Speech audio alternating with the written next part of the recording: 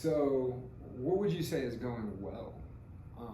I think the splitting so far is going well. The split has made such a difference. I think that we could, if we can figure out a way to not let them start together though. Yeah. Like just go straight, because that always is like, I don't want to be in this room. I want to trade. I want to go here first.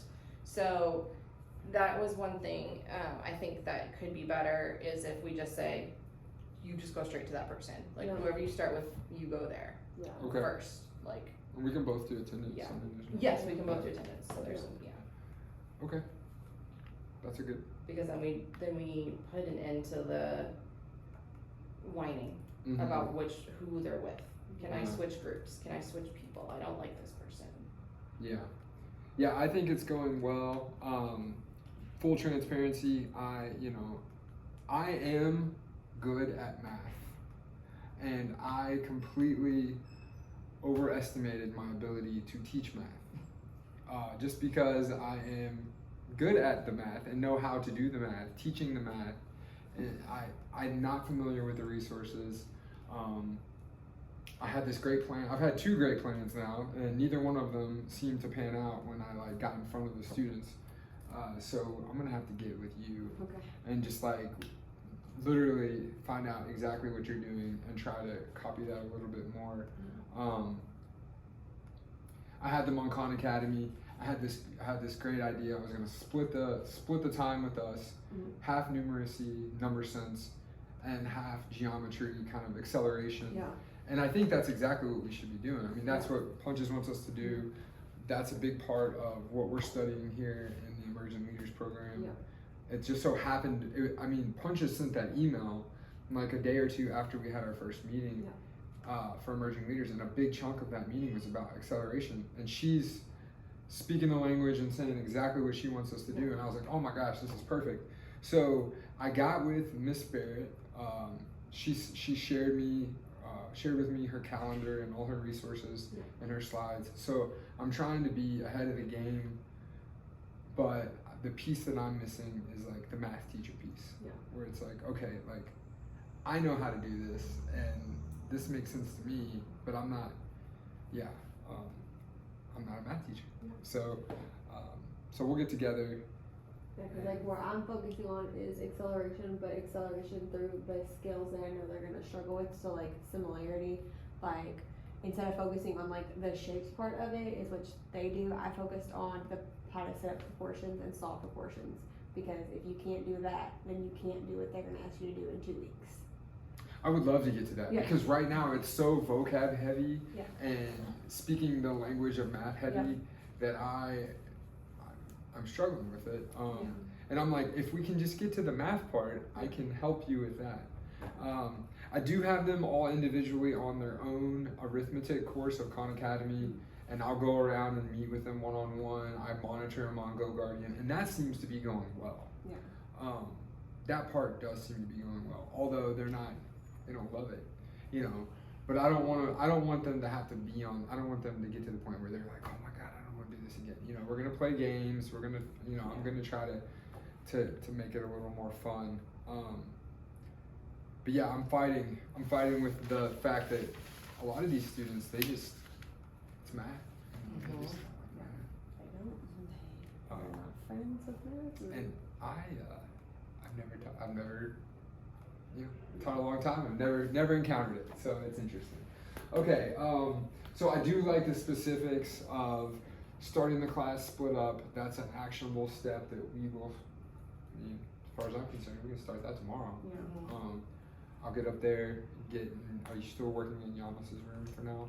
She can't because there's a class during that. Oh, you're going to your room. She has to go to her room. Which has caused all kinds of just issues. Because at first we went next door, and the tables were sticky. There was there's no calculators. It was just, I was like, we'll just go to my room. My room's a lot more inviting. I like it there. So but then that has turned into a complete and utter that's it's a long way between your 2 rooms. It's a long walk, not There's really, a lot of distractions. There's a lot of And then everyone needs to go to the bathroom and All right, sounds good. in that current start data, that's where I was gonna look at that, and you know, I didn't know what I didn't know. So we'll definitely have that next time, and we'll talk about that too. So this is the part that I really wanted to get into that I think is very interesting, and that is the terms task and instructional core. Instructional task and instructional core. So did they go over this last year with you guys in the Emerging Leaders program? The instructional task and instructional core? Yes. Okay, so I found this very interesting. So I've got, these are both very similar. This one's for math, this one's for ELA, and as you can see, they're literally almost identical. And this is like, honestly, this is like what the basis of my coaching sessions with Mr. Haberlock are gonna be. This to me is a very simple yet dynamic thing that I think it's one of those things that takes a couple minutes to learn and a lifetime to master, you know, as far as coaching and teaching it. So I think it's really interesting. So you have your task, and do you remember like what it was? Like what the task is, what the instructional task is? So it's pretty simple. The instructional task is what the students are actually doing. I thought you were talking about yes. Yeah. So it's what they're actually doing. It's not what you plan for them to do. It's not what you want them to do. It's not what you think that they're doing or should do. It's like literally if I walked in your classroom and I observed the students and what they were doing, that is the instructional task. Okay? And the instructional core is a 3-piece kind of core that surrounds that, and the 3 pieces are content, teacher, the teacher, and the students. Okay, and so anytime, which is oftentimes, your instructional task is different than what you planned for, which is very often, right? Like very rarely are they doing exactly what you want them to do. We adjust the instructional core, right? Do we need to adjust what we're doing as teachers? For example, like I said, I think the content of the math that I have is good. Ms. Barrett has shared resources with me. I feel like I have all the resources I need, but as a teacher, I am not a math teacher, and so I have to adjust a little bit. And then, you know, the students play a huge role themselves. What do they bring to the table? They're, like you said, they're not friends with math. So knowing that piece will impact the task that what they're actually doing, right? So and then, you know, the acceleration piece and the building the number sense piece of math, and then of course reading as well. So this is kind of when we talk from now on in these meetings, I'm going to talk about the instructional core and these 3 pieces. So if you know, well, really 4 pieces. So the task itself, what do we want the students to do? And it's not it's not always the big picture. Well, we want them to be proficient readers. Well, no, it's like we want them to identify proportionality or whatever it is. And then what do we need to adjust to get there? Just take this, read this. It's great. This is just the first page. It's like a 4-page thing. I just printed off the front, like kind of summary piece. And then if you look down here at number 1, it says, an increase in student learning only occurs as a consequence of improvements in the level of content, teacher's knowledge, and skill, and student engagement. And then number 2, if you change any single element of the instructional core, you have to change the other 2.